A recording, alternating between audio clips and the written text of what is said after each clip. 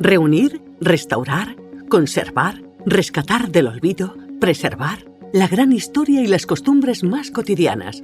Detrás de cada colección hay una sensibilidad especial, sentido del deber, constancia y un mar de anécdotas e historias dignas de escuchar. Bienvenidos a Todo Colección, el podcast de los muy ilustres coleccionistas.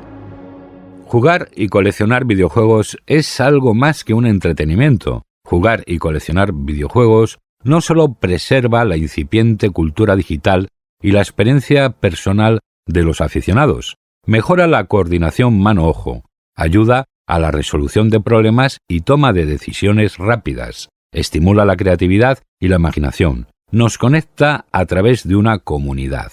Los videojuegos tienen un impacto cultural y artístico que abarca desde la música a la programación o la ilustración, toda una nueva industria. Por eso, los videojuegos se están ganando a pulso la categoría de nuevo arte.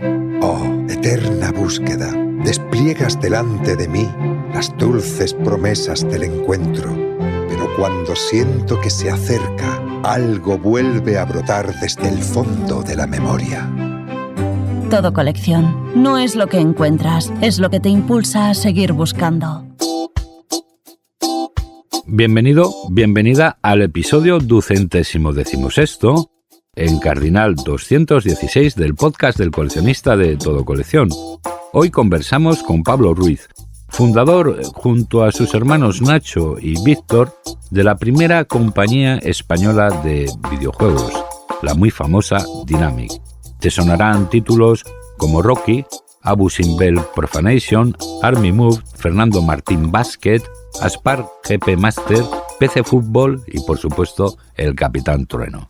Buenas, Pablo. Gracias por atendernos en el podcast del coleccionista de Todo Colección. Al revés, es un placer estar con todos vosotros. Los hermanos Ruiz sois una especie de Goonies de Bobadilla del Monte. ¿Cómo fue vuestra infancia? Bueno, la verdad es que aquí siempre lo primero de todo es agradecer a mis padres, Víctor y Teresa.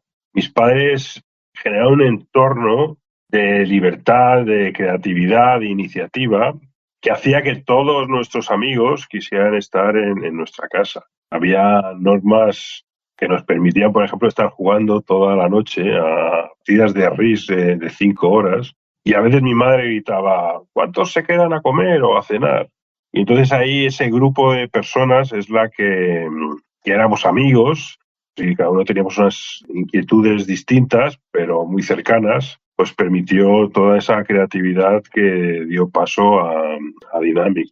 Entonces, bueno, pues sí, hacíamos las típicas cabañas en el árbol, pero hacíamos también karts de forma mecánica, con ruedas y con cables de bicicletas para hacer competiciones, o hacíamos pólvora para hacer pirotecnia. Bueno, hacíamos todo tipo de iniciativas, aeromodelismo, coches de radiocontrol, y era un magma que era el inicio de lo que luego fue Dynamic. Hacíamos también películas de Super 8 con fotogramas paso a paso, y entonces hacíamos películas de dinosaurios con plastilina, pero en escenarios muy reales, y utilizando la pólvora como, por ejemplo, para que explotara el volcán, que daba pie a toda la historia. Y era esa amistad y ese magma creativo que, cuando llegó el ordenador, pues impulsó todo lo que fue posteriormente Dynamic. Es un trabajo, sin duda, en equipo, al que mis padres son piezas fundamentales. Un excelente caldo de cultivo. Eréis aficionados, por lo que cuentas, a destripar los juguetes, ¿no? Para ver cómo funcionaban. Sí, la verdad es que no los destripábamos de primeras, tengo que reconocértelo. Esperábamos a que se rompieran por ellos mismos. Una vez que ya estaban disponibles, eran utilizados como piezas de proyectos. Entonces, no los rompíamos en sí. Eso sí, nos habían regalado varios años y íbamos coleccionando cada vez más un mecano que se llamaba Fischer Technik, alemán, que era muy tecnológico y que permitía muchísimas más cosas que los habituales Lego o Tente del momento, ¿no? Tenían piezas metálicas y que podían hacer estructuras. Entonces, aparte de despiezar los juguetes que ya estaban sin uso, utilizábamos este mecano y todos sus mecanismos. Pero le sumábamos las piezas que teníamos del aeromodelismo o del radiocontrol de los aviones, de los coches, para ir haciendo todo tipo de cacharros. O sea que eso sí que lo hacíamos, pero nunca los destripábamos de primeras, ¿eh? Luego si la máquina de Ibertren fallaba, pues entonces ya sí se destripaba, o el coche de Scalextric, pero no era de primeras. Hombre, está claro la ilusión del juguete nuevo. Por cierto, ¿tienes antecedentes coleccionistas en la familia? Bueno, es curioso porque no sé si llamarle coleccionista, yo creo que sí. Y era mi tío Julio, que es el hermano mayor de mi madre, y realmente coleccionaba, fíjate, él es de toda la vida, es un ingeniero de estirpe desde que era un niño pequeño. Y coleccionaba todo tipo de artilugios que encontraba en los chatarreros. Y entonces tú dices, pero ¿y esto cómo puede ser? Y entonces coleccionaba motores, piezas, muelles, mecanismos, de una forma tan increíble que puso en marcha una empresa de jabones. Él era también químico y aprendió química y todo para hacer una empresa de jabones. Él lo que quería es hacer un jabón muy, muy bueno, que no tuviera que llevar todo el excipiente que se le pone para que parezca que ocupa más. Entonces quería hacer algo muy compacto y no tener gastos de logística. Entonces toda la fábrica, desde las tolvas donde estaban los distintos materiales, todas las mezclas, todas las pruebas, hasta el envasado final, incluso el encerofanado, estaba hecho con piezas que había coleccionado y había reparado para darles este uso. Todas las placas metálicas, todos los componentes. Es algo increíble. Le pedí fotografías a mi tío para que esto no se perdiera.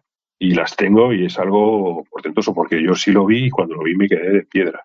Es un coleccionismo práctico, no es un coleccionismo de aficionado, pero yo sí que creo que es un componente muy bonito del coleccionismo, porque luego lo ponía en práctica. Hombre, un ejercicio de reciclaje de antigüedades técnicas exquisito. En tu caso, la primera maquinita no fue un videojuego. Un hermano se inventó un circuito que era un espectáculo. Cuéntanos cómo fue esta historia. Mi hermano Víctor siempre ha sido el tecnólogo. La parte tecnológica siempre estaba liderada por él. Entonces, con este mecano que te comentaba que se llamaba Fisher Technic y los motores que utilizábamos de juguetes que destripábamos, como bien decías antes, una vez que estaban ya estropeados, y con un coche también de coleccionismo de estos de Guisbal, creó una máquina arcade. Nosotros para aquel entonces ya bajábamos a los salones recreativos, estábamos encantados con las máquinas recreativas, que claro, no se podían tener en casa. Y jugábamos horas. Entonces mi hermano consiguió crear físicamente, con todas estas piezas, un arcade de coches. Y era muy ingenioso, porque la estructura estaba hecha con el mecano, luego el motor movía los rodillos del circuito, que por el lado visible se veía el trazo de la carretera, del circuito, y por la parte de atrás tenía conexión metálica, o sea, tenía un papel de plata, o sea, tan sencillo, tan humilde como eso, pero tan ingenioso, que tenía la inversa del circuito por la parte de atrás. Y entonces cuando te salías, tenía un contacto, pues se perdía el contacto y entonces claro, es como si tuvieras estrellado el coche, paraba. Y al mismo tiempo abría otro circuito y se encendía una luz de estas de linterna para decir que te habías estrellado. Bueno, tuvo tanto éxito que esto se hizo en el garaje ahí de lo que luego fue la Mansión Dynamic, que siempre ha sido la casa de mis padres, y había colas de los amigos y de los vecinos para jugar una partida porque era absolutamente revolucionario. O sea que creamos el primer videojuego de una forma física por nuestra afición a las recreativas y por esa capacidad de mi hermano técnica de aprovechar todo lo que tenía cerca de sus manos. Qué interesante, y de lo físico a lo digital. El primer ordenador que entró en vuestra casa y la que lió el pollito. Sí, bueno, ahí nuevamente, aquí tengo que darle las gracias a otro tío. Ese tío teníamos dos tíos de América, no uno, dos tíos de América, que habían emigrado en su día. Este había emigrado a Venezuela. Y entonces cada cierto tiempo pues venía por Europa, ¿no? Para recordar a la familia, y una vez que venía por Europa pues a España ya daba una vuelta por Europa aprovechando que habían dado el salto del Atlántico. Y entonces ahorramos y él iba a Londres y luego volvía a Madrid y entonces le pedimos por favor que nos comprara el ZX 81 en el año 81. Porque estábamos totalmente enamorados. Habíamos visto el Big 20 y habíamos visto ordenadores previos. Incluso íbamos a tiendas de circuitería y vendían placas base y bueno, pero cuando llegó el ZX 81 es lo que queríamos. Entonces ahorramos y nos trajo mi tío el ZX 81. Y eso fue una revolución, eso lo cambia todo. De todas las iniciativas que íbamos haciendo en todos los campos, al final el ordenador y la creación de videojuegos se nos llevó el alma. Yo lo digo para bien, es decir, que entregamos nuestra creatividad y nuestro esfuerzo a la creación de videojuegos. Y entonces el primero de ellos fue el pasar el GT Cars, que le pusimos ya nombre, arcade físico que había puesto en marcha mi hermano Víctor, se pasó a videojuego. De hecho, tengo tanto el blueprint del arcade artesanal original del GT Cars y también tengo un vídeo donde se puede ver el GT Cars original, que fue nuestro primer videojuego en blanco y negro para el ZX81, que fue justamente, aunque el ordenador se llamaba así, porque salió en ese año y en ese año se hizo la conversión y fue el primer videojuego que, bueno, Dynamic todavía no estaba en marcha, pero se puede considerar como el primer videojuego de Dynamic. Nosotros al menos así lo consideramos. No nos podemos imaginar cómo se las apañaron 3 chavales, 3 adolescentes para crear videojuegos. ¿Cómo os dividíais las tareas? Bueno, eso te comentaba en la primera pregunta, que era muy interesante. No era una cuestión de 3 hermanos, que también, un cuarto, que es Gaby, que luego ha sido fundamental para entender Dynamic, para entender PC Fútbol y todo el fenómeno que significó. Era una suma de amigos y de talentos. Ahí estaba Santiago Morga, estaba Fernando Carretero, que era un experto en números y en finanzas, estaba Luis Rodríguez. Bueno, había un montón de amigos que unimos fuerzas todos para lo que era en ese momento. Nosotros pasamos a Madrid desde la casa de mis padres a comprar una revista que venía de Inglaterra en exclusiva, traían muy poquitas unidades, que se llamaba Computer and Video Games, y la llevamos comprando desde el año 81. Y entonces ahí todos los meses veíamos las compañías inglesas cómo iban haciendo juegos, primero para el ZX81 y luego para el Spectrum. Y entonces, bueno, se nos caía la baba. Era como una ilusión el poder crear una compañía. Y te hablo de fechas exactas, En marzo del 84, todos esos proyectos magmáticos que teníamos con todos nuestros amigos y los talentos combinados de todos, vimos un anuncio que también tengo la referencia de la compañía inglesa Imagine, porque entonces era una de las más potentes. Luego dio paso a Psygnosis, y Psygnosis fue el equipo de desarrollo de Sony PlayStation Europa, o sea que fíjate si ha tenido recorrido. Pues Imagine hizo un anuncio en marzo, publicó un anuncio en marzo del 84 para 2 videojuegos brutales, que eran Cyclops y Bandersnatch, que luego no llegaron nunca a salir. Pero hacían una genialidad, tiraban la cámara en el anuncio. Entonces, en vez de mostrar el videojuego, mostraban a los creadores del videojuego. Entonces se veía ahí a los creadores de videojuegos iluminadas sus caras por el monitor de aquel entonces, los CTRs. Y entonces estaba el programador, el grafista, bueno, un equipo de gente, músico, pues como éramos nosotros. Y venía ahí que les estaba costando tanto el juego que tenían que quedarse por las noches y llevaban no sé cuántas pizzas, no sé cuántas Coca-Cola. Nosotros decíamos, encima de hacer videojuegos les ponen gratis las pizzas y las Coca-Cola. Digo, esto es lo nuestro. En Estados Unidos los negocios se emprenden en el garaje. Aquí somos más de la cocina, creo. Los primeros videojuegos de Dynamic, uno conversacional y un programa de diseño, por si fuera poco, si no me equivoco. ¿De qué años estamos hablando? En nuestro caso fue La Guardilla, aunque también utilizábamos el garaje, pero en La Guardilla es donde se crearon los primeros videojuegos. Pues mira, el GT Cars para el ZX81 es del año 81. Pero en el año 82 llega el Spectrum, que también nos lo trae nuestro tío de América, y también lo pagamos nosotros, aunque le pagamos el de 16K y nos trajo el de 48. Eso ya lo puso en la diferencia, fue todo un logro. Y entonces, a partir del 82 empezamos a crear, bueno, Víctor era el que era el tecnólogo, el artist, para hacer gráficos para juegos, y mi hermano ha hecho una aventura gráfica al estilo de un blockbuster de la época que era El Hobbit de Melbourne House, pero que como eran conversacionales, podías hablar con el ordenador y con los personajes y te contestaban, pues eran en inglés, y entonces mi hermano la quería hacer en español. Y de ahí surge Artist como herramienta y Jens, que se desarrollan desde el 82 hasta principios del 84 y se ponen a la venta ya como Dynamic en mayo de 1984. Por eso el año pasado celebramos el 40 aniversario de Dynamic. Lo de apostar todo a una, asumiendo riesgos, la financiación de Dynamic vía premio de un concurso y la inversión en la primera campaña de publicidad, que es una historia que tiene su suspense. Sí, una de las cosas que creamos los 3 hermanos ahí en conjunto fue una historia corta para presentarla a un concurso que había en Madrid que se llama Corcón. Y entonces, bueno, nosotros vivíamos en Montepríncipe, que parte está en Boadilla y parte está en Alcorcón. Entonces teníamos derecho a presentarnos al concurso de Alcorcón. Y entonces esta historia corta se llamaba Salvar al Dragón y la presentamos al concurso y ganamos. Entonces el premio eran 40.000 pesetas de la época, que para unos chavales como nosotros pues era toda una fortuna.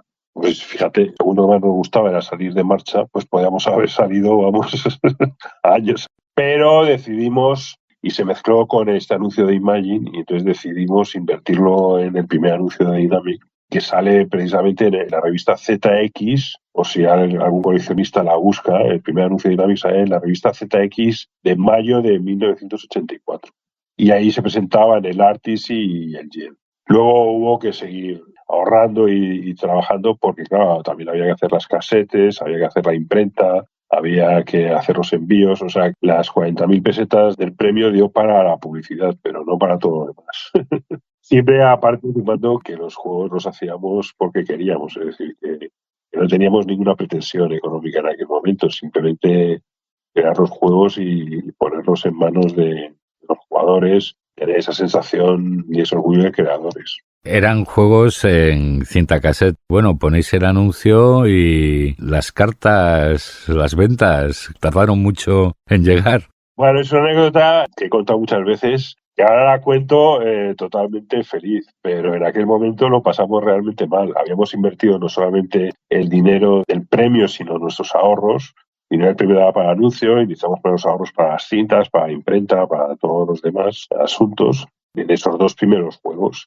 Entonces, la revista de mayo, en aquella época la revista solía salir un mes anterior, a finales del mes anterior, para dar esa sensación de que las noticias eran nuevas. Es decir, tengo ya el 20 y tantos de abril, tengo la revista de mayo, y aquí vienen las novedades. Y entonces eso pues incentiva mucho las ventas en los primeros días. La revista sale como el día 27 de abril, una cosa así.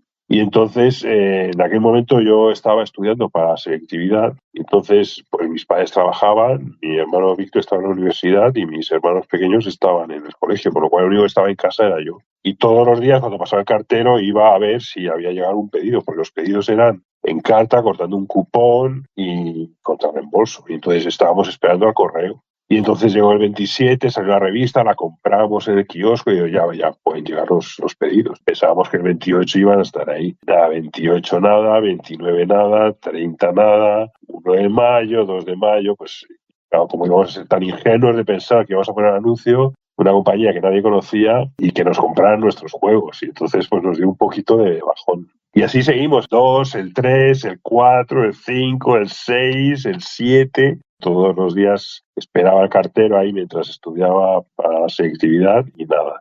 Y el día 8 fui al buzón. El buzón ahora se expone en el Museo del Videojuego de Málaga. Y había 6 pedidos. Por eso el 8 de mayo de 1984, que llegó el primer pedido, pues es cuando consideramos que es el aniversario de Dynamic, ¿no? Por eso 40 aniversario el año pasado a partir del 8 de mayo. Y bueno, pues los primeros pedidos, o sea, fue la primera vez que nos pusimos en relación con los jugadores.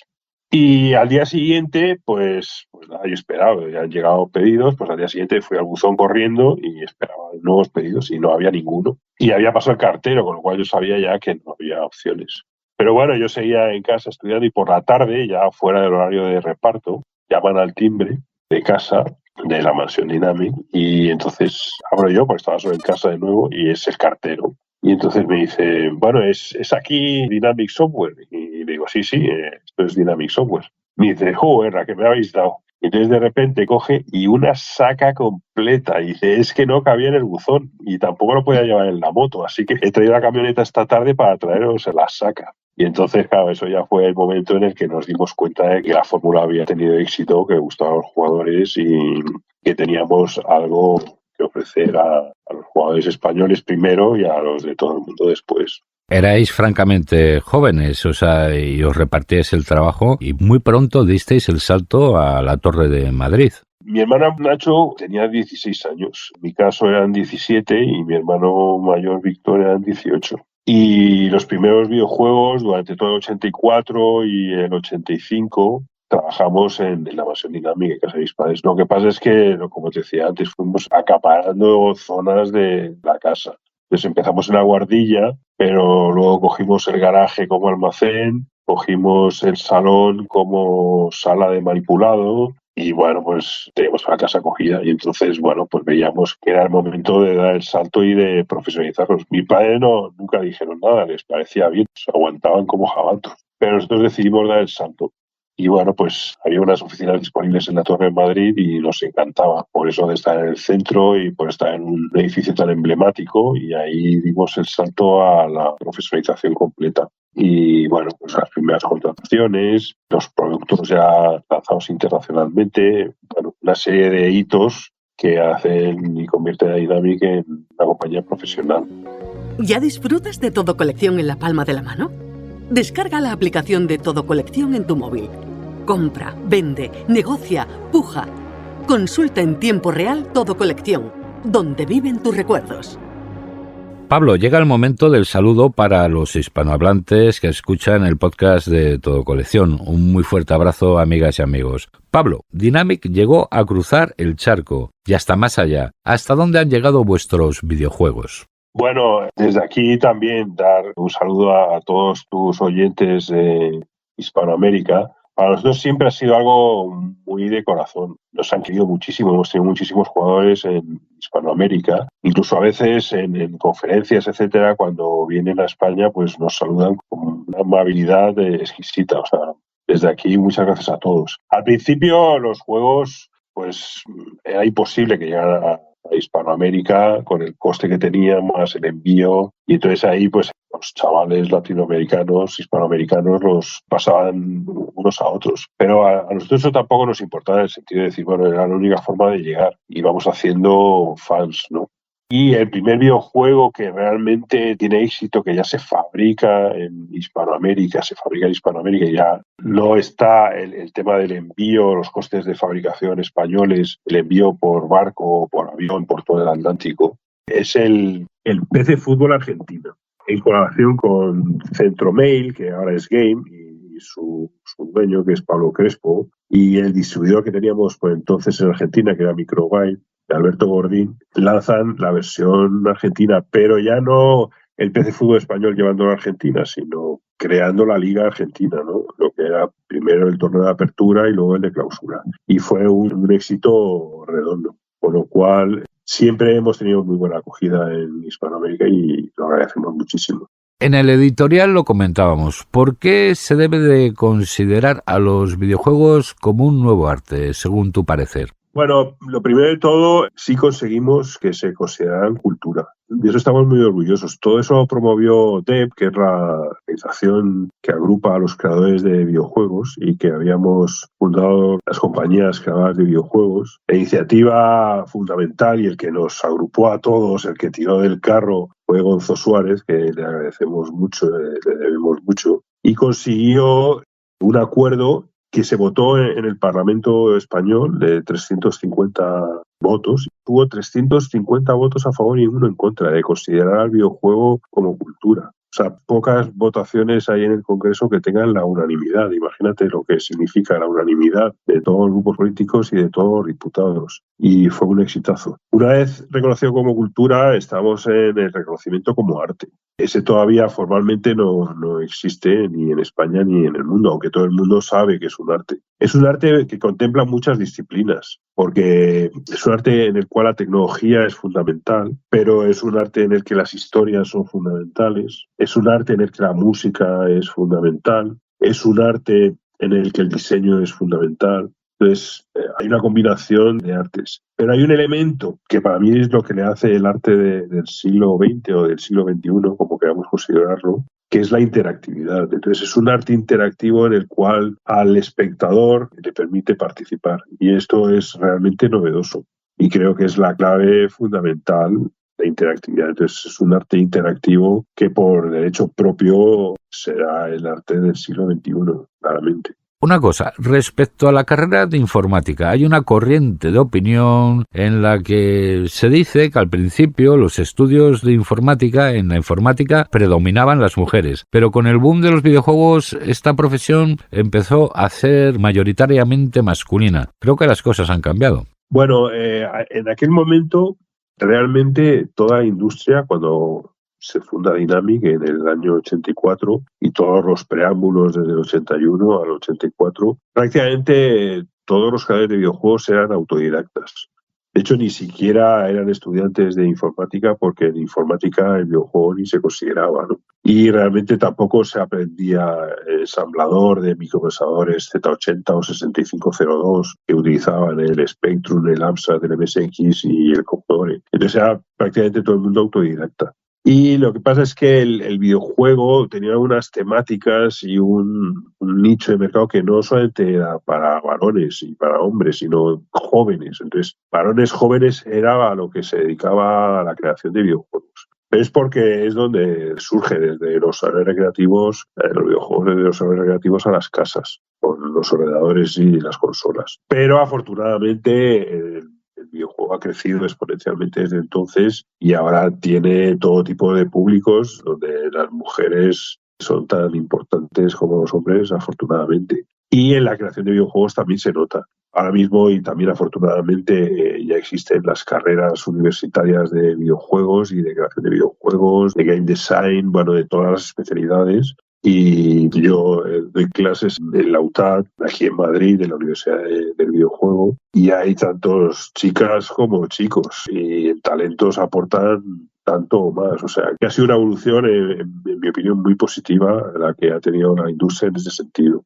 Nos hablas de talento. Los primeros éxitos sonados de Dynamic. ¿Cuándo comenzasteis a vender a lo bestia? Y esas portadas de Spirit, lo de Fernando Martín. Sí, íbamos poquito a poco profesionalizando todo el proceso. Entonces, lo primero era la creación del videojuego y lo hacía una o dos personas. Luego vimos que, aparte de programador y grafista, se necesitaba un concepto que era el game design. Luego también que había que separar la programación del QA, porque a veces el que programaba el juego era el propio programador, el grafista, con lo cual estaban un poco en bucle, creador, controlador, y se creaba el QA. Luego la producción, cuando el equipo era más amplio y se requería realizar todas las funciones. Eso llevó también a la parte tecnológica, a crear las herramientas tecnológicas que permitieran el trabajo más eficiente. Ahí cabe destacar el R1 que creamos con Florentino Pertejo. Yo a todo el mundo le digo que si pones las palabras clave en Google, R1 se ataca Dynamic, puede poner también Víctor Ruiz o Florentino Pertejo y sale un artículo maravilloso donde explica la parte tecnológica. Y ahí se ve cómo se podía profesionalizar el desarrollo. Pero aparte también se profesionalizó el marketing. Y entonces ahí el primer paso fue buscar a un ilustrador de primera línea. Éramos aficionados a los cómics, lógicamente, y también coleccionábamos cómics. Y uno de ellos era el CIMOC. Entonces el CIMOC tenía un número especial dedicado a ilustradores. Y entonces el primero de la lista, porque estaban listados por orden alfabético en la portada de todos los contenidos que tenía, era Alfonso Azpiri. Entonces llamamos al primero. Fue tan encantado Alfonso que ya nos quedamos con él. Alfonso fue fundamental para entender Dynamic. Y le encargamos la portada de Abusing Bell Profanation, que es el videojuego que estábamos trabajando desde entonces, que ya para nosotros era un salto muy importante de esfuerzo y de profesionalización y de calidad. Al mismo tiempo también firmamos con un equipo externo también la producción de un videojuego externo de Álvaro Mateo de Sevilla, que era el Rocky, y ya también aprovechamos para encargarle esta segunda portada a Alfonso Azpiri. Aunque luego Rocky se acabó antes y salió antes.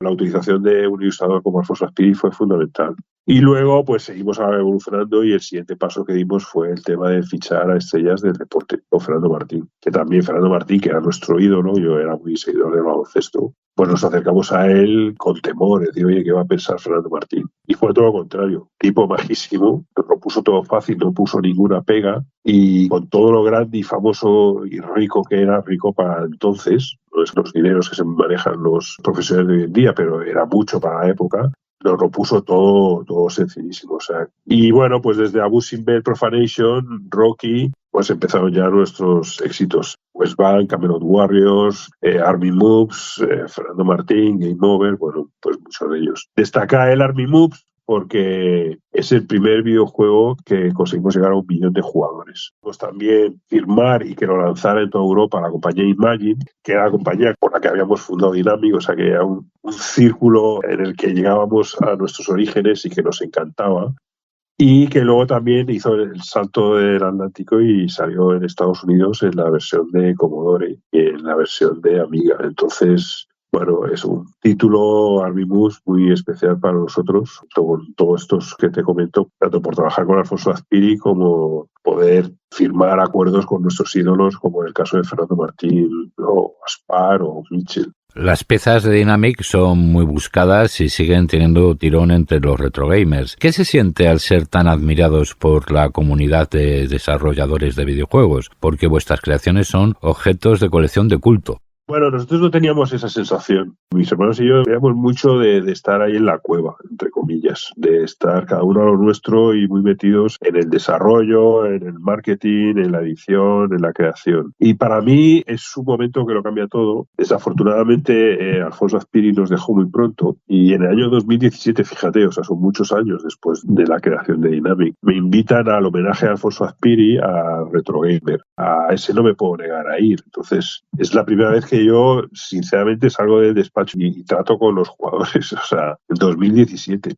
Y percibí tal cariño que nunca me lo podía haber imaginado. Y entonces, en ese momento, pues se me acercó, precisamente era un argentino, y me pidió un autógrafo. Y me sonrojé, yo no sabía qué hacer. Yo nunca me había manejado en esas lides. Y firmé un ejemplar de PC Fútbol Argentina. Y bueno, pues fue mi primera sensación de la trascendencia y de las emociones que habían tenido los jugadores de Dynamic. Que nosotros lo habíamos sentido porque éramos jugadores de recreativas o éramos, pues nos gustaba la música o nos gustaba y teníamos nuestros ídolos. Pero nunca lo habíamos visto desde la otra perspectiva. Ya desde el 2017, pues claro, como fui a Retro World, pues dijo, vamos a meterlo. Yo también quiero ir a Retropixel y ya fuimos encadenando visitas a las ferias y siempre es muy agradecido y se agradezco a todos los aficionados todo el cariño y que nos dan, nada más que dar las gracias porque no lo imaginábamos y es muy agradecido que tus creaciones hayan impactado en varias generaciones. Desde luego que sí. Pablo, ¿tenéis un pequeño museo, registro de todos los videojuegos, materiales, campañas de publicidad, ordenadores de la época? Bueno, todo el mundo cuando lo ve me dice que es muy grande y es muy completo. Yo lo que ahora lamento es la cantidad de cosas que cada mudanza o cada vez que estábamos sitio las tirábamos sin ningún tipo de respeto.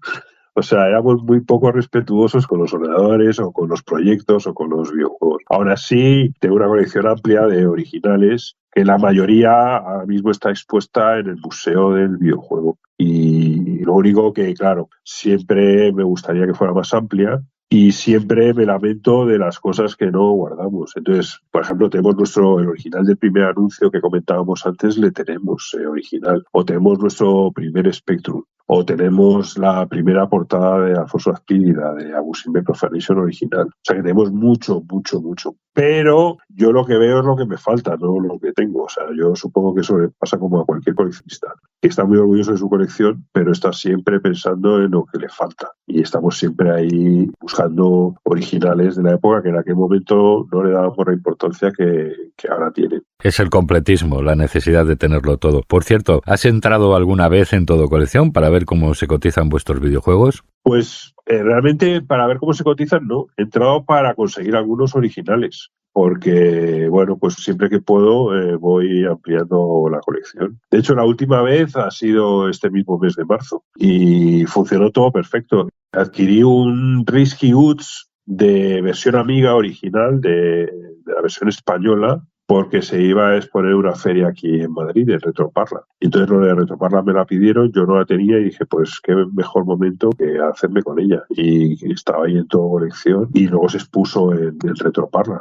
este mismo año. O sea que lo que hago es buscar las cosas de la propia Dynamic que quiero comprar para ir ampliando mi colección. Tampoco es que tenga todo el tiempo del mundo para ser coleccionista. Entonces, cuando tengo un hueco, pues voy a por piezas originales de videojuegos y también en otros sitios compro originales de portadas, etcétera, para ir ampliando la colección.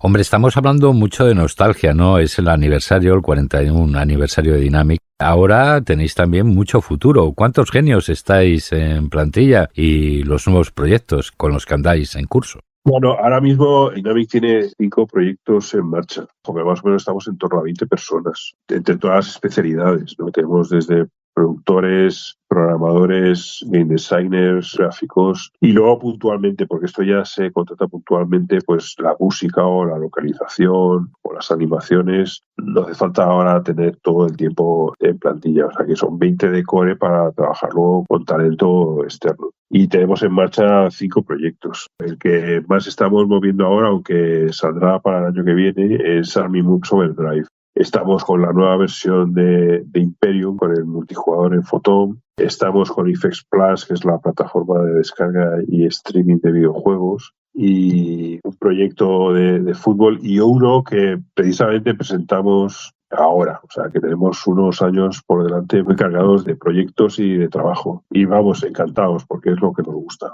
Oye, Pablo, ¿y algún pecadillo coleccionista más que nos quieras confesar? Nosotros de jóvenes, esto lo hacíamos en la pre-Mansión Dynamic, en este magma que te digo, y tuvimos una colección increíble, dedicamos muchísimas horas a buscar, y era de gomas de borrar. O sea, te lo puedo prometer. O sea, ahora puede parecer un poco friki. Y teníamos cientos y cientos de gomas de borrar de todo tipo. De verdad no sé de dónde surgió, pero sí es verdad que teníamos una colección espectacular. Y íbamos por Madrid y cada papelería que había parábamos y buscábamos y nos llevábamos todas las gomas raras que pudiera haber. Y teníamos cientos de ellas. O sea, desgraciadamente es de las cosas que digo, ¿y cómo es posible que no las conservaran? Pero era muy completa. Y como te decía antes, ahora cuando puedo a ir ampliando el Museo Dynamic para ir teniendo originales de todo lo que podemos echar en cable. Pues estaremos pendientes. Pablo, llega el momento del minuto de oro, que es el del consejo o la reflexión para él o la coleccionista. Pues como hemos sido y soy coleccionista, siempre lo hago decir, que sea para disfrutar y que la pieza que te falta y que estás buscando le dediques esfuerzo y tiempo, pero que eso no te lleve a no disfrutar de todo lo conseguido. Disfruta de tu colección, amplíala, pero sobre todo disfrútala, aunque reconozco que a veces es difícil. Te celas con una nueva pieza y la quieres y hasta que no la consigues, pues estás en ascuas. Hay que disfrutar de lo que se tiene y buscar con ilusión y alegría las cosas nuevas. El tesón coleccionista. Pablo Ruiz Tejedor, muchísimas gracias por atendernos en el podcast de Todo Colección. Te deseamos una muy larga vida y prosperidad coleccionista. Fuerte abrazo a toda tu audiencia, a la audiencia de Hispanoamérica, os queremos mucho y muchísimas gracias por darnos esta oportunidad de contar un poco nuestra trayectoria y nuestra afición coleccionista. Estás escuchando Todo Colección, el podcast de los muy ilustres coleccionistas.